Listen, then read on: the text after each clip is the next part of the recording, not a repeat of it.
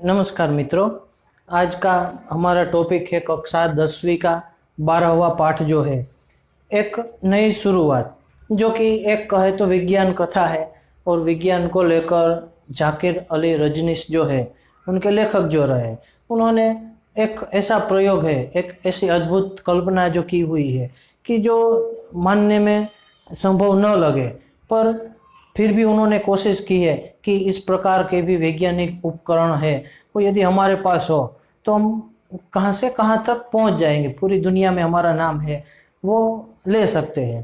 पर हालांकि इनका संभव होना है वो एक कठिन बात है, और उसी कल्पना में यह पूरा लेख है उन्होंने लिखा हुआ है। देखते हैं, सबसे पहले हम उनका परिचय देखें तो जाकिर अली, जो कि रजनीश उपनाम से भी जाने जाते हैं, जन्म सन 1975 में हुआ था। उनका परिचय कि विशेष रूप से देखें तो वैज्ञानिक विषय से जुड़े हुए जो लेख है उनमें उनकी रुचि है वो रही हुई है। अधिकतर उन्होंने जो लेख लिखे हैं, जो भी रचनाएं दी, वो वैज्ञानिक अधिक रही है। इसके साथ इनमें देखें तो 4 वैज्ञानिक उपन्यास लिखे हुए हैं, 3 जो है वो बाल उपन्यास लिखे हुए हैं, 18 बाल कहानियां संग्रह लिखी हुई है। इस सभी को मिलाकर यदि देखे जाए तो उन्होंने कुल कितने 63 जितनी पुस्तकें हैं वो प्रकाशित की हुई है। तो इस तरह यह उनका मुख्य रचनाएं उनकी रही हुई है। और इन्हीं के आधार पर देखें तो चमत्कार है, सपनों का गांव है, इसके अलावा विज्ञान की कथाएं है, ऐसे शीर्षकों से उनकी रचनाएं है वो देखने को मिलती है, जिनके कारण उसे कौन से यह सारे पुरस्कार, विज्ञान कथा भूषण सम्मान, भारतेंदु, हरिश्चंद्र पुरस्कार, सर्जना पुरस्कार जैसे कई सारे पुरस्कार है वो भी उसे मिल चुके हैं। और इसके अलावा अब हम पाठ की बात करें कि एक नई शुरुआत, उसी नाम से हमारा ये पाठ है वो दिया गया है, जो कि एक विज्ञान कथा है। कि उसमें क्या कहा, एक मानव प्रक्षेपण यंत्र है, उसे बनाने के एक संभव प्रयास को है वो अंजाम दिया गया है। कि एक कवि की, एक लेखक की ऐसी कल्पना इसमें भरी हुई है कि मानव सफल हो जाए तो पूरे जग है उनमें एक नया ही युग का निर्माण हो जाए। वो क्या है मानव प्रक्षेपण यंत्र, कि मानव को एक जगह से दूसरी जगह तक पहुंचाने वाला एक यंत्र, यह जाकिर अली रजनीश की कल्पना रही है। आगे हम देखते हैं कि किस प्रकार से उन्होंने ये यंत्र काम करने की बात की है, वो कैसे संभव है, या तो कैसे उनका ये प्रयोग है वो अद्भुत है, देखते हैं। पर इनसे पहले आप यहाँ पर दिए गए ये लेखक से जुड़े हुए जो मुद्दे हैं, पॉइंट्स हैं, वो एक बार नोट कर लीजिए।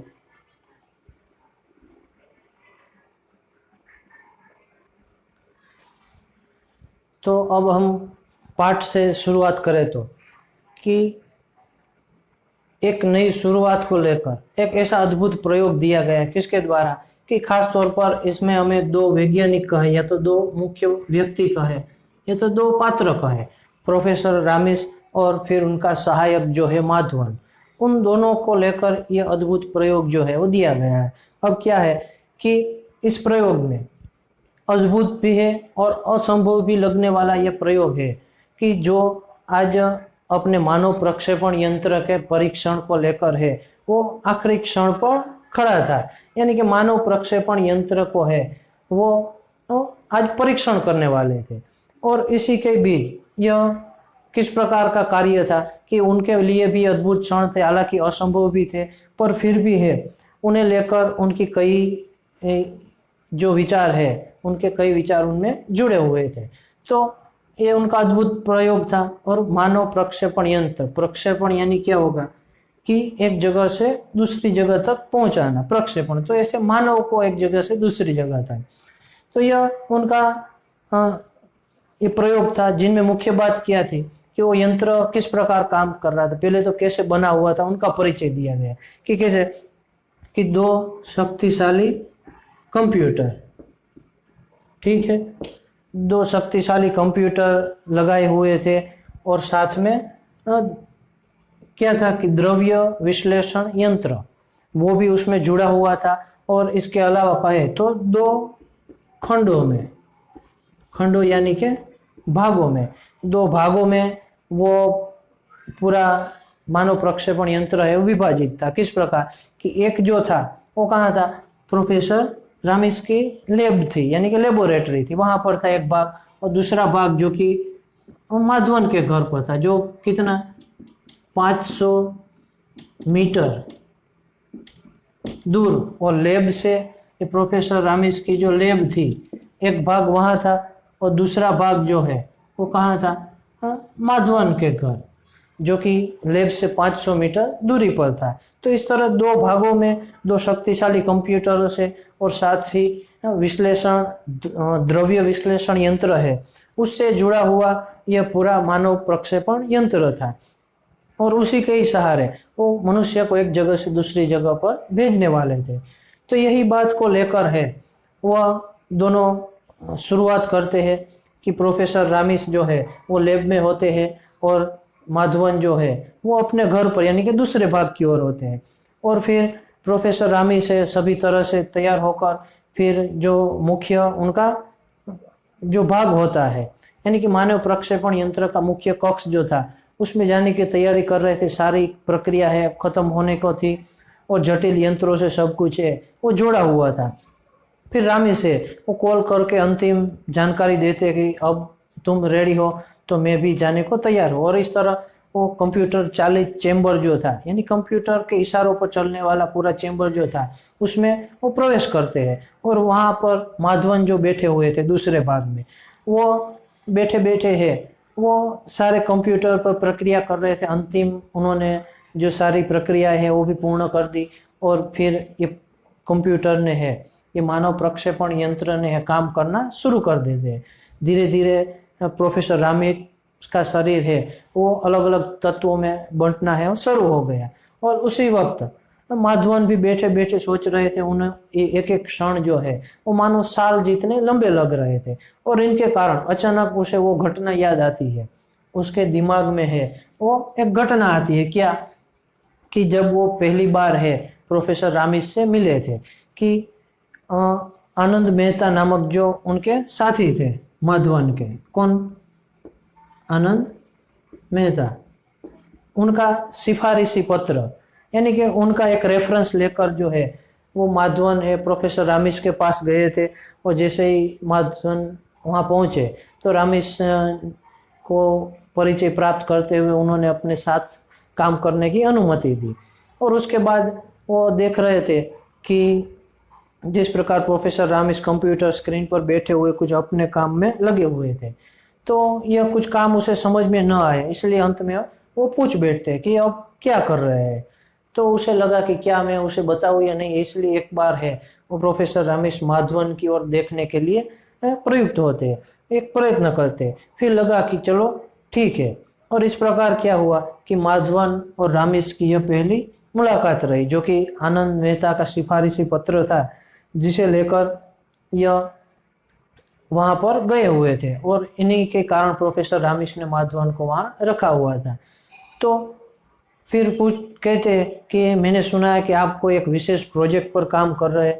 तो पहले तो रामिस को लगा इसे देखकर कि क्या मैं इसे बताऊं या न बताऊं। उसी बात को लेकर वो फिर अपनी बात अपने काम में वापस लग जाते हैं। देखते हैं इसके बाद भी आगे क्या होता है। पर यह मेन पॉइंट है, जो मुख्य शब्द लिखे हैं वो आप नोट कर लीजिए।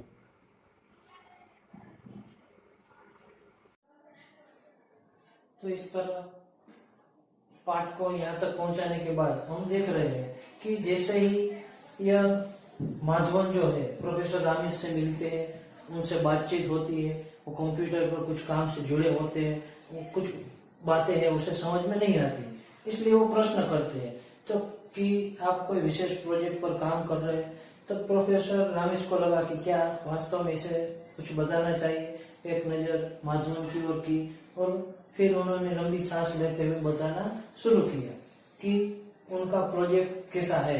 प्रोफेसर रामिस का वो कहते कि आप 5वीं क्लास में ही ये पढ़ चुके होंगे कि क्या होता है कि कोई भी वस्तु है उनको एक प्रकार की खास तरह की चीजें से तत्वों से वो बनी हुई होती है। और वही तत्वों में सबसे पहले देखे तो उनके छोटा कण जो कहे वो अणु होता है। प्रत्येक वस्तु जो है वो अणु से बनी हुई होती है। अणु जो है वो परमाणु से बने हुए होते हैं और परमाणु में इलेक्ट्रॉन, प्रोटॉन और न्यूट्रॉन रहता है कि जितनी संख्या हो उसके आधार पर उस वस्तु की संरचना है वो आधार रखती है। तो वही मूल बात को है उन्होंने माधवन के सामने रखी कि जिस प्रकार हम वस्तुओं को अलग करने के लिए, उनके मूल तक पहुंचने के लिए हम उनके अणु, परमाणु और इलेक्ट्रॉन, प्रोटॉन, न्यूट्रॉन तक पहुंचते जानते हैं, उसी प्रकार मानव प्रक्षेपण यंत्र भी यही काम करेगा कि उनके मनुष्य के मूल तत्व तक जाकर है उसे विभक्त करके वापस है हम जोड़ा जाएगा। तो यह बात तो माधवन के दिमाग में बैठ नहीं रही थी। वो तो आकाश बकाशा रह गया, आश्चर्यचकित हुए, उनका मुंह तो खुला ही रह गया। और इसको आगे बढ़ाते हुए तो कहते क्या ये संभव है, तो और आगे उदाहरण देते हुए कहते हैं कि यह एक सामान्य सी बात है कि जिस प्रकार यदि हम देखें कि ऊर्जा जो है, ऊर्जा यानी कि एक तरह से शक्ति कहे तो वो भी कह सकते हैं कि ऊर्जा कभी नष्ट नहीं होती, वो दुनिया का नियम है, वो जगह बदलती है, एक में से दूसरे में परिवर्तित होती है, पर वो कभी नष्ट नहीं होती। उनका जो जत्था है वो अचल है, यानी वो कम भी नहीं होता और बढ़ता भी नहीं। तो इसी तरह कहा है कि जैसे यांत्रिक ऊर्जा का है गति ऊर्जा में परिवर्तन करना, गति ऊर्जा का हवा ऊर्जा में परिवर्तन होना, या तो इलेक्ट्रिक ऊर्जा का प्रकाश ऊर्जा में, तो ये अलग अलग ऊर्जा में परिवर्तन होता है पर वो कभी नष्ट नहीं होते। तो यही बात है कि हम एक ऊर्जा को दूसरी ऊर्जा तक पहुंचाना है, तो जो उस तरह काम करता है वैसे ही जो है वो काम रहेगा हमारा ये मानव प्रक्षेपण यंत्र का। तो फिर भी उसके मन में सवाल रहता है कि ये कैसे है, कि यह तो एक वस्तु की बात है, हम मनुष्य को इस पर कैसे कर सकते हैं। तो उनके प्रश्न को और आगे ले जाते, कहते कि जिस तरह हम वस्तु की बनावट होती है कि वस्तुओं को भी हम अलग अलग विभक्त करके तोड़ सकते हैं और वापस उन अणु परमाणु को जोड़कर वस्तु बना सकते हैं, तो प्राणी की भी संरचना जो है, बनावट है, वो भी कुछ इसी प्रकार से ही होती है। भले ही देखे तो दोनों की संरचना में काफी अंतर है, पर फिर भी तरीका तो उनका एक जैसे, उनकी बातें तो एक ही है कि अलग अलग ये अणु परमाणुओं से बनी होती है और प्राणी जो है वो भी इसी प्रकार अलग अलग तत्वों से बने हुए होते हैं, जो कि हम जानते हैं, आमतौर पर हम मानते हैं कि पानी, हवा, वायु, अग्नि वगैरह तत्व जो है उनके द्वारा हमारा शरीर यह बना हुआ होता है। तो उसी की बात करते हुए कहते हैं भले है अलग दोनों, पर उनमें काफी बातें हैं वो एक जैसी है, एक तरह की है। तो उसे लेकर कहते हैं कि यदि वस्तुओं को तोड़ा और जोड़ा जा सकता है तो प्राणियों को भी हम एक जगह से दूसरी जगह का तोड़कर और फिर वहां जोड़कर है वो हासिल कर सकते हैं। तो यही मुख्य बात और समझाने के लिए ये सब सुनकर तो मानो माधवन का तो होश ही न रहा, वो तो हक्का बक्का सा रह जाता है, मुंह खुला का खुला रह जाता है। और फिर प्रोफेसर रामेश ने गहरी सांस ली और फिर जाके उन्होंने आगे शुरू किया कि यह आसानी काम है कि जिस तरह हम देखें कि फिल्म है वो यहाँ पर उतारी जा रही होती है और उनको तरंगों के माध्यम से है वो जो उपग्रह रखे हुए होते हैं वहां पर भेजे जाते हैं और उपग्रह है उनका प्रसारण है वो टीवी स्टेशन तक पहुंचाते हैं, टीवी स्टेशन से टीवी सेट तक पहुंचता है। तो जिस प्रकार एक फिल्म जो है वो टीवी तक पहुंचती है, जो तरंगों के माध्यम से होते होते यहाँ पहुंच जाती है, तो शरीर का भी हमें ऐसा ही करना है कि तरंगों में परिवर्तित करना है और फिर उस तरंग को लेकर है वो वापस हमें दूसरी जगह पहुंचाने है और वहां पर उस तरंगों को जोड़ देना है। तो यही प्रोफेसर माधवन और प्रोफेसर रामेश जो है उन दोनों से जुड़ा यह प्रोजेक्ट था कि मानव प्रक्षेपण यंत्र। और इसी के बाद बात करें तो और भी कई सारी घटनाएं इनसे जुड़ी हुई है। तो यहाँ यह सारी बातें पहुंचती, यह घटना जो है प्रोफेसर रामेश के सहायक जो थे माधवन उसको याद आती है और उतने में तो धीरे धीरे एक जगह पर से धुआं निकलने लगता है, जिनके कारण वो यादों में खोए हुए थे, वहां से उसे बाहर निकलना पड़ा। पर वो देखते आगे, उनसे पहले ये पॉइंट है वो आप नोट कर लीजिए। तो इस तरह हमने देखा कि प्रोफेसर रामेश माधवन है प्रोजेक्ट यानी कि ड्रीम प्रोजेक्ट कहे या तो कहे कि मानव प्रक्षेपण यंत्र को लेकर जिस तरह है वो काम में लगे हुए थे। और उसी बीच यह घटना है वो प्रोफेसर रामिस के सहायक जो माधवन है उसे याद आती है कि किस तरह हमने पहली मुलाकात की थी, फिर ये यंत्र के बारे में समझा था, जाना था। और उसके बाद जैसे ही देखा कि एक जगह से धुआं निकलने लगा, स्विच बोर्ड से कुछ धुआं निकलने लगते और जिनके कारण है वो माधवन की ये तंद्रा है वो भंग हो गई। तंद्रा यानी कि वो जागृत थे पर विचारों में खोए हुए थे, यादों में खोए हुए थे, जो कि पहली मुलाकात हुई थी उस याद में। तो तंद्रा है भंग हो जाती है। अब क्या है कि ये 2-3 भाग में विभाजित है। समझने के लिए मैं और आसान कर देता हूँ कि सबसे पहले वो मिलते हैं और फिर यह काम शुरू करते हैं मानव प्रक्षेपण यंत्र का। पर मानव प्रक्षेपण यंत्र का कार्य शुरू था, उसी बीच माधवन को है अपनी पुरानी यादें है वो ताजा होती है कि पहली मुलाकात कैसे हुई थी, क्या बातें हुई थी। और तब तक ये काम तो शुरू ही था मानव प्रक्षेपण यंत्र का और ये दिमाग में भी ये चल रहा था। तो ये बातें बीच में यहाँ वर्णन की गई और जैसे ही धुआं निकलने लगा तो उनकी यादें हैं वो समाप्त हो जाती है और हकीकत में वो आ जाते हैं। तो वहाँ से अब हमारी बात है वो बाकी है, तो ध्यान से समझिएगा और साथ में यदि टेक्स्ट बुक है तो पढ़ते जाओ और देखते जाओ तो और आसान रहेगा। ठीक है, तो वो पूरा पाठ भी पढ़ लेना है। अब देखें कि ऐसे तंद्रा भंग हो गई, पूरा धुआं निकलने लगा और माधवन तो अक्का बक्का रह गए कि अब क्या किया जाए। उनके तो दिमाग में यह नहीं आ रहा था क्या, धीरे धीरे धुआं जलने लगा, स्विच बोर्ड जल गई और एक पावर सप्लाई बॉक्स जो था वो पूरा ही बंद हो गया, एक पावर है वो बंद हो गया। तो जिनके कारण क्या हुआ कि माधवन तो अक्का बक्का रह गए, कभी फायर ब्रिगेड वाले को फोन करता था, कभी जो है वो इलेक्ट्रिक वाले को, और कभी अपने आप से बातें करता रहा। ऐसे ही बातों बातों में 15 मिनट है वो बीत जाते हैं। पर एक यह बात सही थी कि प्रोफेसर रामेश का जो तरंगित शरीर जो था वो अभी तक दूर न गया था और रिसीवर उसे खींच रहा था।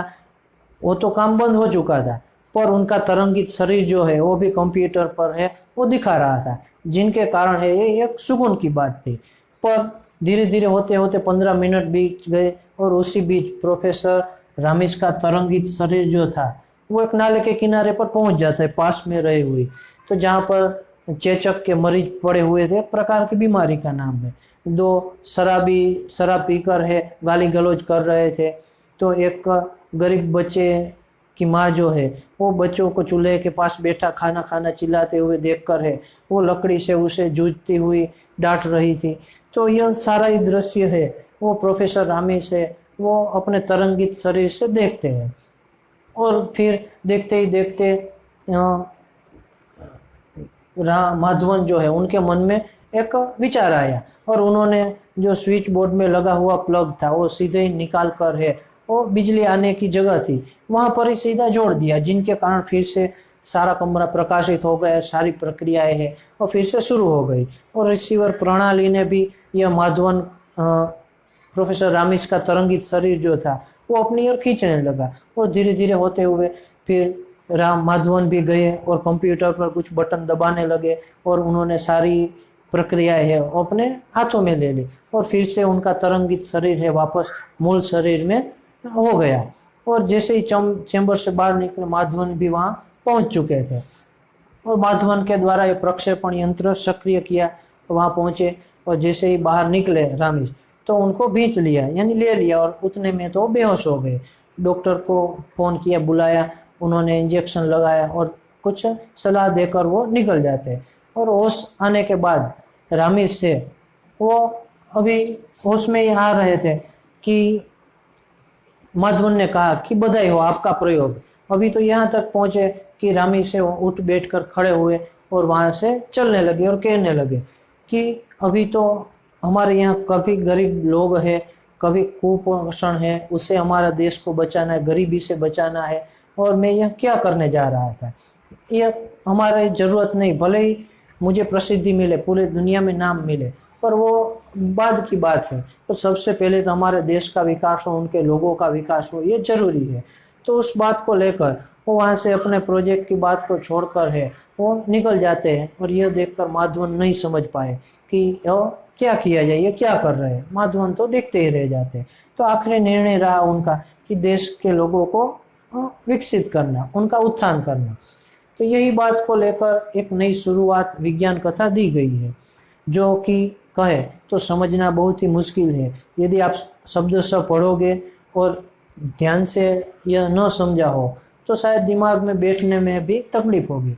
तो एक एक शब्द से उनके दिए गए अर्थ है, वीडियो भी 3-4 बार देख लीजिएगा, तब जाके आपको यह पूरा पाठ समझ में आएगा और तब जाके इनके सारे जो प्रश्न हैं उनके उत्तर आप दे पाएंगे।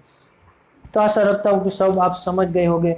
इसके अलावा 2-3 वाक्य में, एक एक वाक्य में, 5-6 वाक्य में भी इनके कई सारे प्रश्न दिए गए हैं, तो वो भी आपको सोल्व करते हुए नोटबुक में है, वो नोट कर लेना है। धन्यवाद।